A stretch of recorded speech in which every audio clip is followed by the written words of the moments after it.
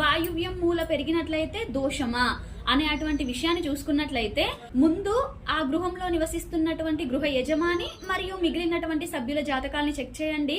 చంద్రుడు ఉపగ్రహం అయినట్లయితే మీరు పెద్దగా ఇబ్బంది పడాల్సిన అవసరం లేదు. కానీ చంద్రుడు పాపగ్రహంగా ఉంటూ 4లో ఉన్నా, 4ను చూసినా, 4వ అధిపతితో ఏ విధమైన సంబంధం ఏర్పడినా కూడా ఖచ్చితంగా దాని యొక్క దుష్ఫలితాలు అనేవి మీకు కనిపిస్తాయి. ఆ గృహంలో నివసిస్తున్నటువంటి వారికి పుట్టే పిల్లల్లో బాలారిష్ట దోషాలు ఎక్కువగా కనిపిస్తాయి.